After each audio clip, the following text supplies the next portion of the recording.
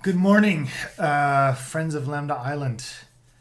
Uh, there's no one yet on the stream. I mean, it's a Saturday morning in Europe, and I guess it's night already in the US, so I don't expect a lot of people. But I'll upload the video later, and maybe some folks will drop by. Um, yeah, let's. Well, before we dive in, I got a couple comments yesterday. Somebody, Dibioyoti, I hope I'm not butchering your name too much, but he asked, or she asked, they asked, if what font I'm using, and if I go to my user config of my Emacs, you can see that I'm using EOSFK fixed SS14 size 24. I bumped the size a little bit for these videos, and again, let me actually show you what I'm talking about. So EOSFK fixed. EOSFK is a pretty cool open source font. They built all kinds of variants of it. And we're using that sort of as the official Lambda Island font going forward. So that's what I'm using there. And then Bob Latigue commented me on my reject skills. Thanks, Bob. Yeah, I mean, rejects, it's become such second nature, right? I don't think we really used much special stuff except the \R. I think I mentioned that in a previous episode already, right? Like it basically matches anything that is a new line, including various Unicode new lines and character return new line pair. And then capital S is non-space, so you have white space and non-white space, you have words and non-words. And then, yeah, some capturing groups, and then this thing here, yeah, so some start and end anchors, and a repeat 6 times, repeat 9 times. Yeah, learn your rejects, folks. I mean, I know I created a whole library for this stuff, Regal, where you can write something like this would be like cat start. No, start would be just a token by itself, and then I guess repeat digit 9 times, and but like I pointed out before, I mean, I think there's a place and a time for Regal. I think for simple one-liners like this, it's really not necessary. Also, regarding yesterday's solutions, I don't know. I thought yesterday's puzzle was a little tedious. I mean, like someone said on Slack, it felt too much like real work. So I don't want to say too much about it. But some folks used spec, which is obviously a good use for it. I saw someone use core match to match these different inch and centimeter pairs, which is all quite nice, you know, if you have that sort of in your toolbox, if you're used to using that, quickly adding into a project.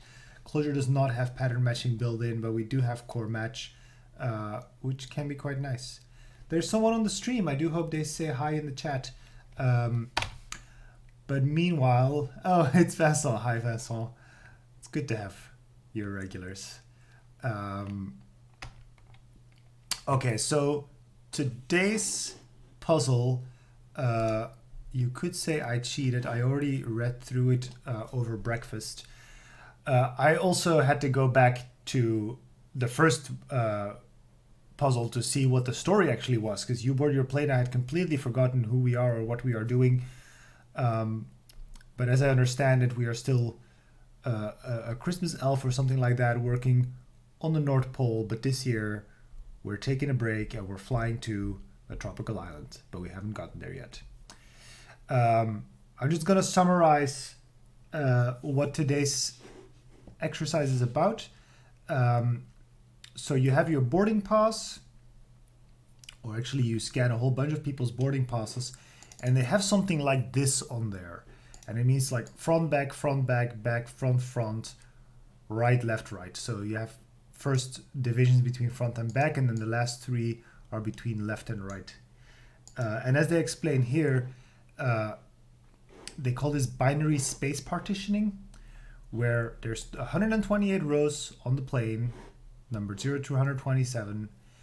And if the first character is an F, then it means that, you know, you can forget about the back half of the plane. So now you know, you're somewhere between 64 and 127, and then you have a B, so now you divide that space again, you take the lower half of that, so it's going to be between 64 and 64 plus 32, I suppose, and so forth, until eventually you end up with a unique row. And then there are 8 columns, and so that's what these 3 last characters are for. You do the same thing again, but now between left and right.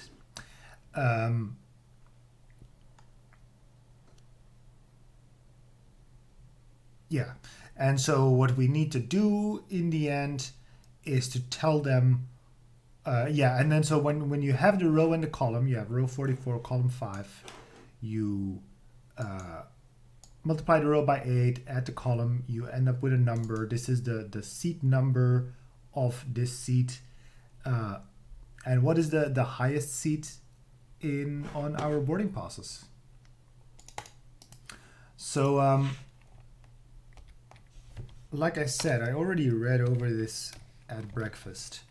And sort of, you know, like if you read the description and you're not fully awake yet, you know, my first reaction was like, oh, you know, like I'll use like a pair like this, and then have something that you know continuously either increases the lower end of the range or decreases the higher end of the range.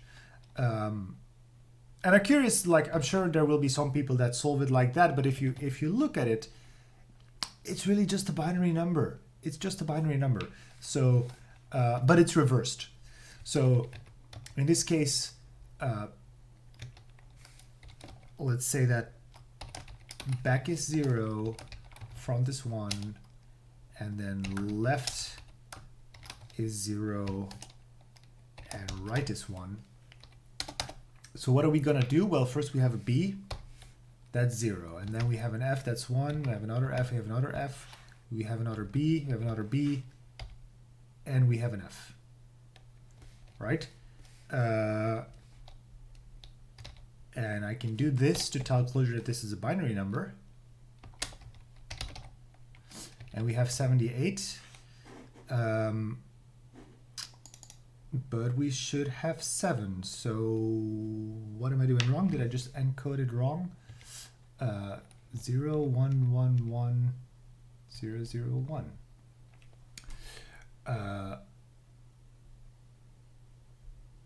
Is my logic wrong? Okay, so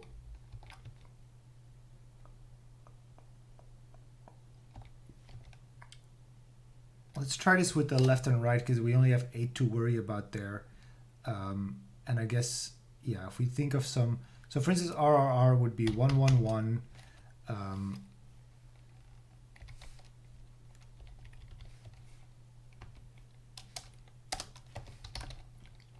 Which is 7, and it's column 7. Yeah, it's supposed to be column 7.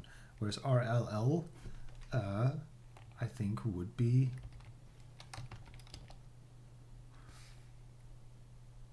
oh no, I'm doing it the wrong way around, right? It's not even reversed. So 1, 0, 0, 0, 1, 1, 0 to R.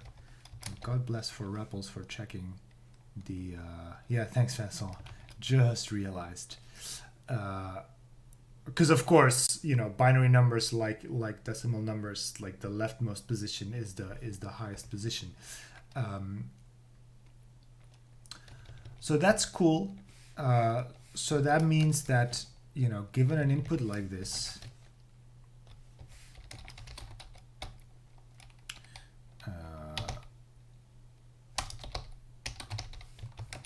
and I'm just gonna partition all, because strings are really just seekable. They're really like sequences. Why is my LDoc not working? Now it is. Not for oh, because I mistyped partition. God. Partition. Yes, partition all. Okay. N collection and step collection. N is 7, I suppose. 7 or 8. What is it? just to split this, no, 7.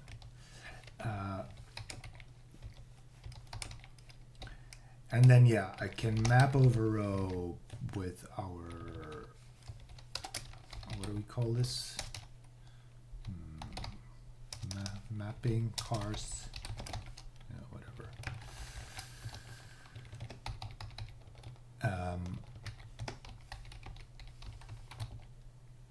Yeah, and then you also kind of have two options. So like the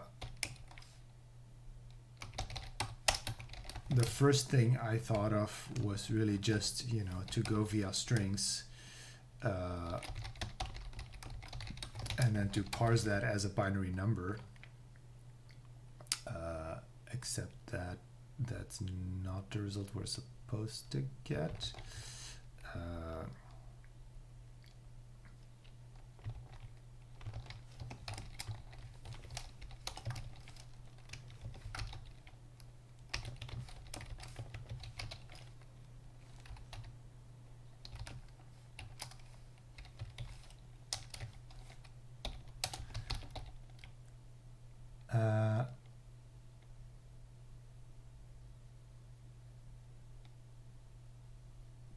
Back, front, back. Wait, did I take a different code here? Back, front, back, front. Front, back, front, row 70.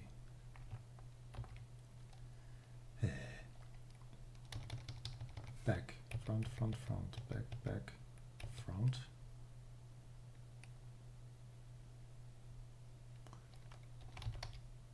Is indeed 57, whereas I've swapped back and front. No, front is positive, surely. But then how did I end up with this here? This is the exact opposite of what I had before.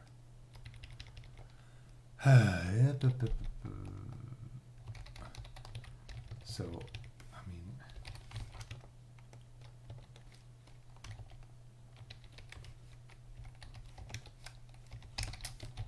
yeah, they are swapped up, but I figured, yeah, so this is right. So higher numbers are towards the back. This is confusing. Did I also swap these then? No, I guess. Yeah, because call is 7, call should be 7. Okay, all right. So far so good. So that's one way, and I think that's fine, nice and easy. But I can, if I just sort of channel my programmer of yore, what am I doing?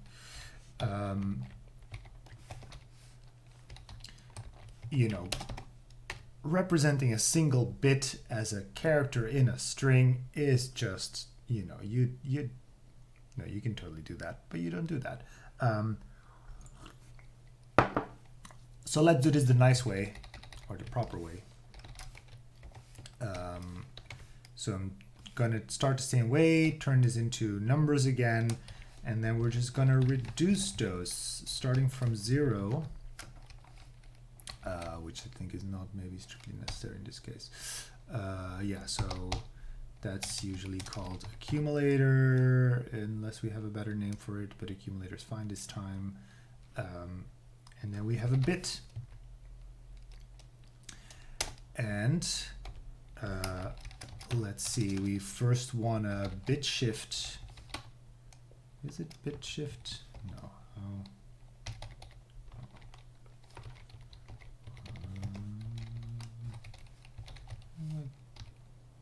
Oh yeah, bit shift right.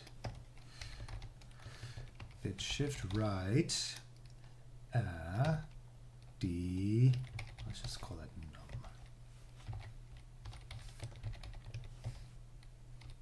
Bit shift where we have by 1 bit, and then XOR 1.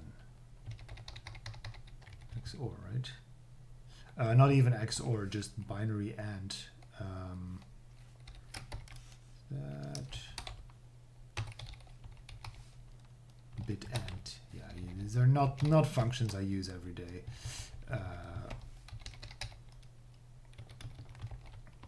Yeah, some CLJ refactor there to turn that into a threading form, and I get 0.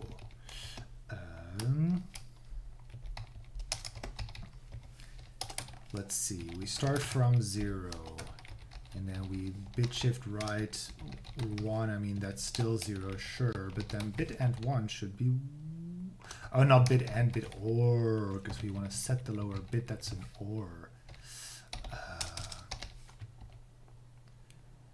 And now we get 1.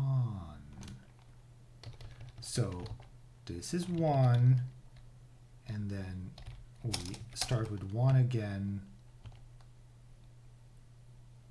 If we shift that, oh, it's a shift left. Yeah. I mean, this is the great thing about, you know, interactive development, right? Like just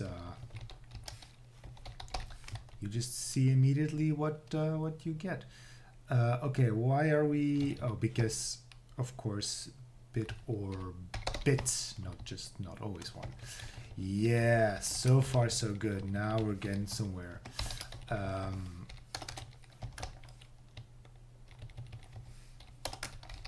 Defn bits num. Sure. Bits.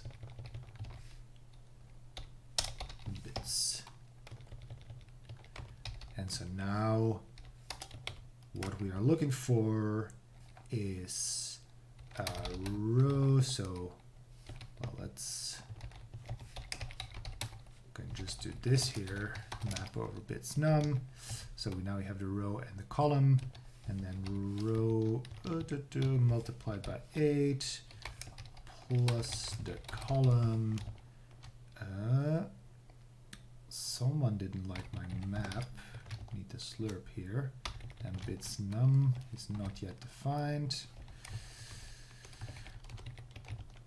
5, 6, 7, and that is correct. So let's grab our puzzle input. Number 5. And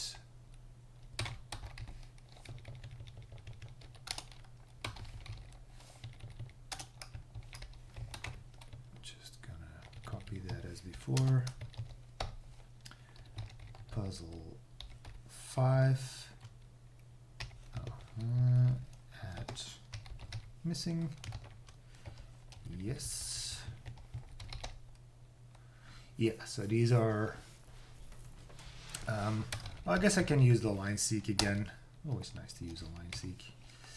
Yeah, I can just do it here. So line seek, IO reader, or I could have used string split lines, which I know now is a thing thanks to Vincent. And what do we need? We need to know the highest seed ID on a boarding pass. So let's turn this into a function too. Define seed ID for a given code.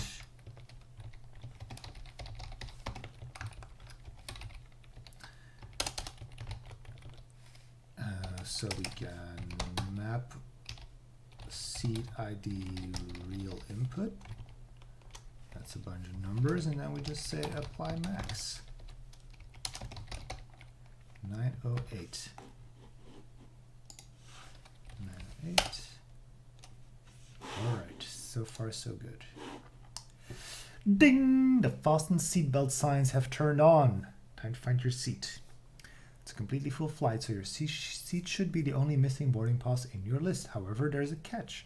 Some of the seats at the very front and back of the plane don't exist on this aircraft, so they'll be missing from your list as well. Your seat wasn't at the very front or back though. The seats with IDs +1 and -1 from yours will be in your list. What is the ID of your seat? Okay, so let me see if I get this right.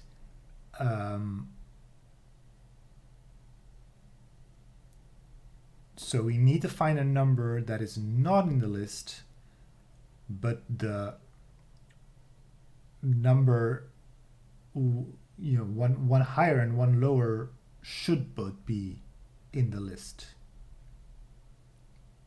I think that's right. So def seed IDs. Let's just store this because we'll be playing with that.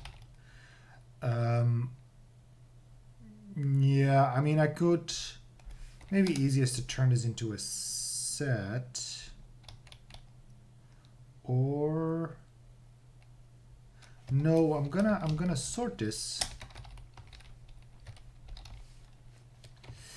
and then do a partition all on it with partition size 2 and step 1. So this is kind of a neat trick if you want to kind of go over a collection with sort of a sliding window. Yeah, I'm messing up the order here. Of course, the collection goes last, or the sequence goes last. So sequence functions in Clojure generally take the sequence last. Collection functions generally take the collection first. Except no, that's not it. End step collection, sort seed IDs. Oh, it's the sort that already, oh, seed, oh, okay.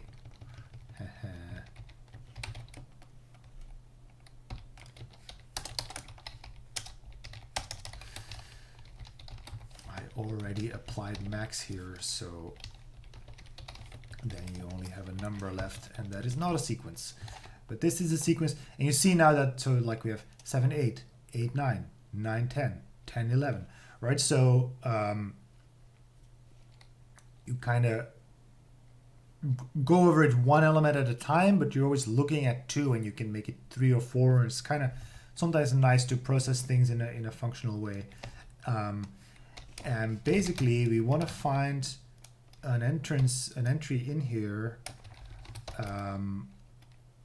low high, where high equals +2 low, because then there's exactly one gap in between. And we're using sum returns the result of the predicate function. So then if I do this, then this should be our answer. So we're looping over each pair. If there is exactly one spot in the middle, then return that spot. That's really it. 619. 619. All right.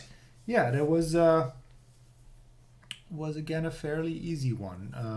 I guess the bit wrangling took a little bit of trial and error. But yeah, so far so good. If you want me to review, like, so some people suggested that I review sort of code that's been shared in the community. If you want me to show your code and kind of maybe say a few words about how it differs from my approach, then leave a comment on today's video. Once I end the stream, I'm going to render this locally and upload it as a fresh video. Leave a comment on there, post a link to your solution, and I can't guarantee I'm going to look at all of them, but I'll at least make a selection if it's a lot, or and yeah, go over those, say a few words about them. So hope you enjoyed today's video. Code, as always, is on GitHub AOC 2020 under Lambda Island. I'll be pushing that in a few moments as well. So that's it for today. Have a good weekend and happy hacking.